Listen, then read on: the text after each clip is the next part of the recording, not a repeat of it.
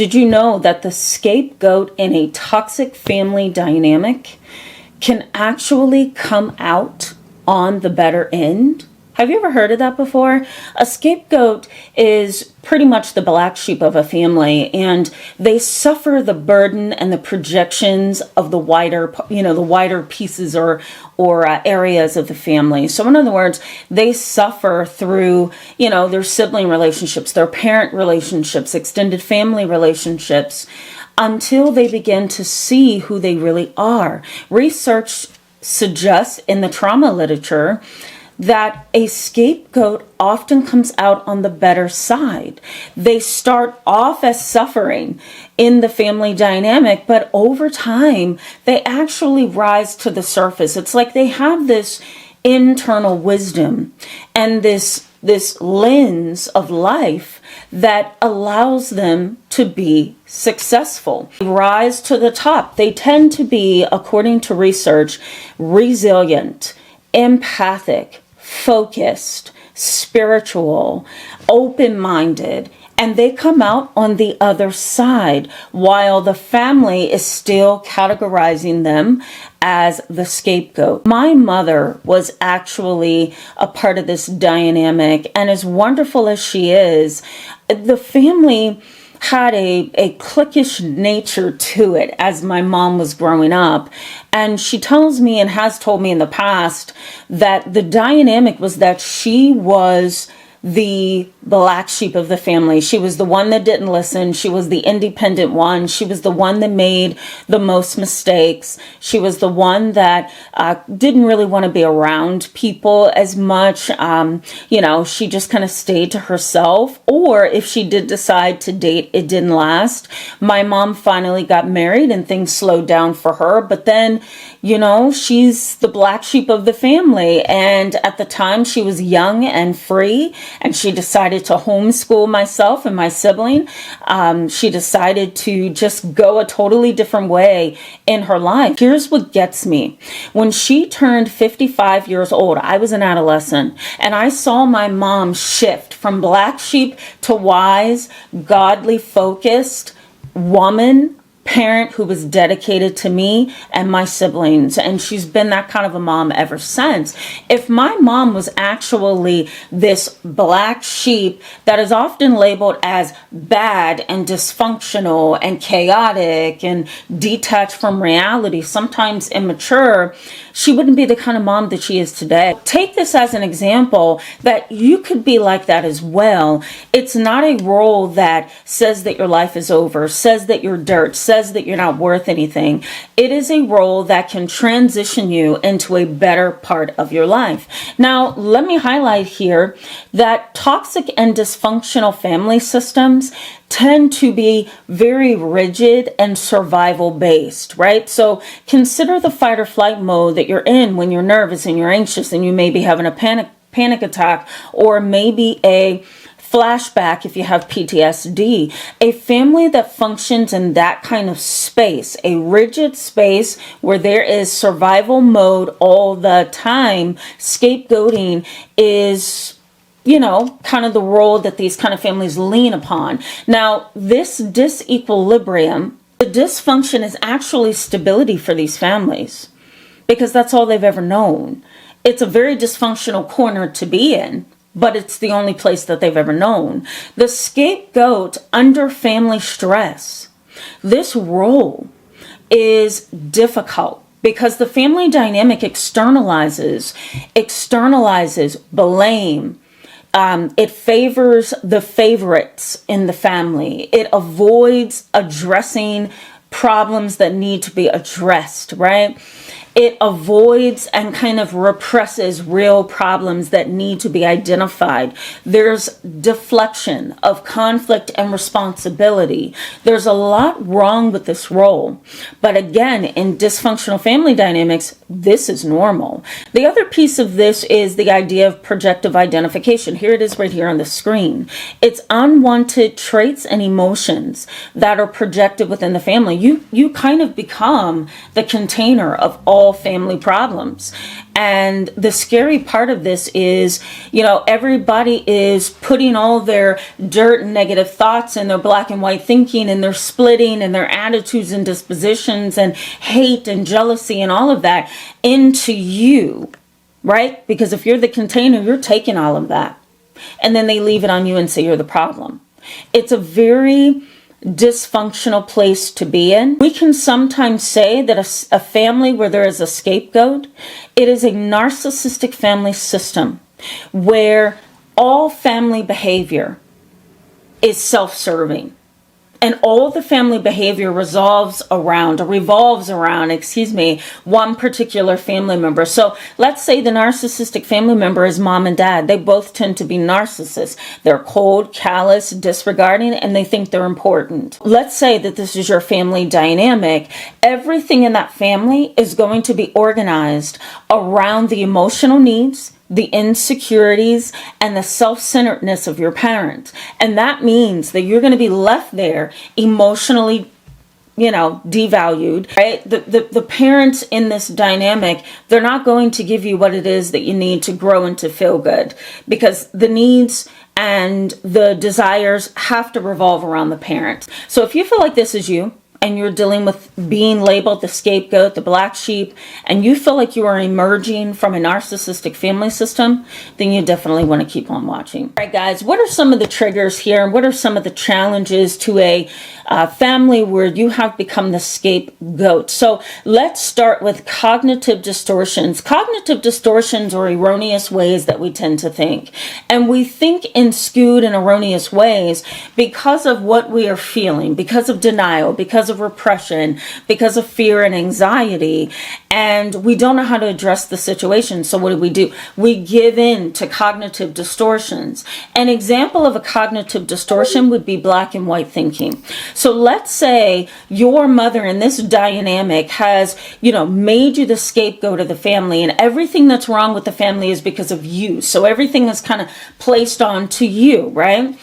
And let's say that you have a conversation with your mom and you say, you know what, Mom, I noticed that for some reason you seem to favor Jimmy. I don't understand that. You don't favor me, but you favor him. What's the difference between the two of us? And Mom may explain, and you may feel more hurt, right? What Mom does is now she's feeling defensive. So she develops this cognitive distortion that you have a behavioral problem.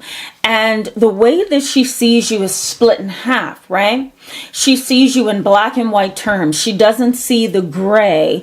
And the gray in the situation may be this, that you suffered from trauma, that you have been blamed for everything within the family, that you do have some true and legitimate reasons for why you feel the way that you do. That would be the gray in the situation. She doesn't see that, right? She looks at you as black or white terms, right? She looks at you in black and white terms, and she looks at you as being selfish, right? Controlling and domineering. And that's all she sees. And she runs that same ideology to everybody in the family. Other thing is unresolved resentment. That may be at the core of your heart. That might be at the core of the family dynamic. There's also this emotional dumping that happens, right? Like you get dumped on all the time. Remember, we said it's projective identification. Also, this challenge of separating you from the family problems, right? So this is you, and there needs to be some separation between you and the family problems. The family problems are way over here.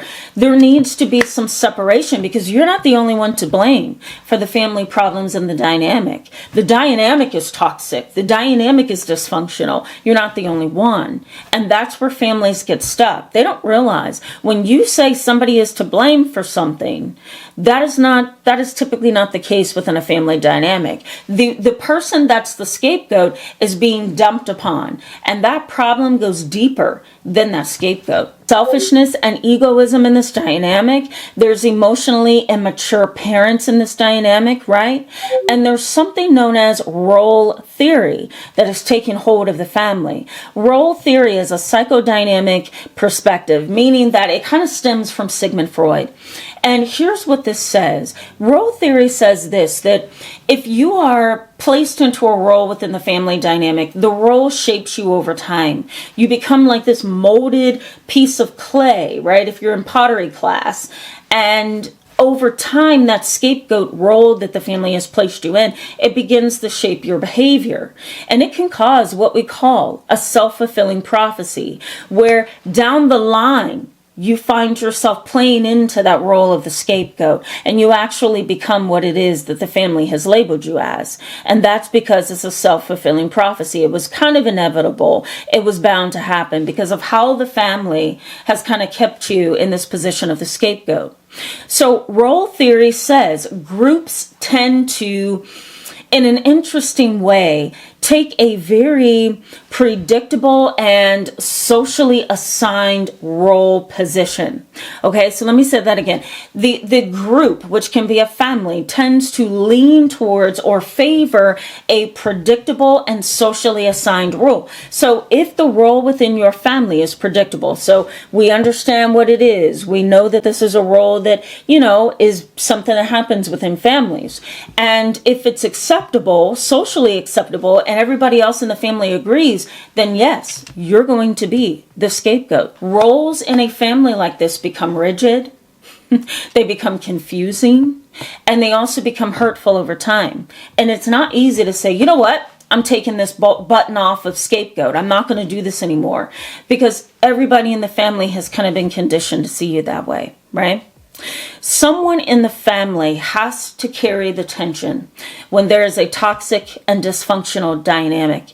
And it's not always going to be the parents. It's not always going to be grandma and grandpa or ancestors. It's going to be you. All right, guys, let's talk about the impact here. Okay, the impact is pretty impactful, and it's a very depressing dynamic. But here's what happens. You kind of develop this disorganized and anxious attachment over time, because you never really had the attachment that you need in your family. There's always been this distance between you and your family. And so, there you are trying to figure out where you belong in this family after you've been labeled negatively, and after you've been labeled the scapegoat. It's kind of hard to determine where you need to be. So there's this disorganized and anxious attachment. There's also this idea that you are defective, that you're bad, that you're poisonous, that you're toxic. And the dynamic really is the toxic thing. It's not you. But again, you are the carrier of all of the toxicity within the family. Being the carrier of toxicity in the family and having experienced multiple problems over time can actually cause complex PTSD. It's a little bit of a process over time. When you have become the scapegoat, there is complex PTSD that is often triggered by a distorted identity. And it's hard to figure out who you are when you've been labeled something without your permission. This internalized shame that happens here. Internalized shame. When you feel internalized shame, guess what happens next? You begin to self-blame. It's a lot easier. It makes better sense at this point because, man, you've been labeled the scapegoat. So might as well take on some other things too. I'm going to internalize shame. I'm going to feel blamed, right? I'm going to emotionally distance myself from other people. I'm going to repeat the cycles that are toxic and dysfunctional within my family. There's actually a neurological shift that happens here when you are labeled something repeatedly over time, and complex PTSD is at the core of that. Your brain actually shifts, and sometimes the brain begins to react to that constant stress hormone, that constant level of cortisol, which tends to be high. It tends to respond to the warning signs of the amygdala, right? That's the almond-sized structure in the middle of your brain. And it really is the emotional center of all of our emotions, all of our thoughts that are emotional, our memories, right? Consider being in a mall. You're walking through a mall and you smell popcorn and you hear children playing. That will automatically trigger the amygdala. I just want these memories to go away. I'm tired, I'm sad, I'm over this. And the amygdala tells you that you're having an experience that is somewhere in your psyche, it's subconscious, it's a memory, and you try to go back to pull it to the front of your mind so you can then see what that emotional memory felt like. And you may feel yourself feeling nostalgic. You may, feel yourself feeling happy, centered, calm, because it reminds you of exactly when you used to go to the mall with your family and everything was wonderful at that time. So the amygdala really helps us to create those emotional memories. It also helps us to see when there's danger around. It's like a flashlight. It searches your environment for potential danger. And if that potential danger is your family dynamic, the amygdala is going to continue to fire over and over and over. So there's a neurological shift here, guys. It's not just emotional, it's neurological. You may also notice a breakdown of sibling relationships, right? You can't get close to your sibling because your sibling thinks she's better. Your sibling thinks he's doing better than you. So they don't want to talk to you because you're the black sheep, you're the scapegoat, right? The other piece of this is you might even gain some spiritual awareness. The more they reject you, the more you run to spiritual understanding, the more you run to God, the more you run to the principles of Jesus. And so you say, you know what? I'm not going to deal with this. I'm going to follow a very religious, spiritual course here and find my footing and move on. Remember, everything is not negative when it comes to the scapegoat. Trauma research suggests that you can end up at the surface having arisen from all of that trauma beneath the surface. You can actually end up on a positive road. You know what? I think you're going to want to check out this video right here. It's going to explain a little bit more about that, and check this one out too in your spare time. Come join me Saturday. I'm going to talk a little bit more about this. I'll see you in the next one. Bye-bye.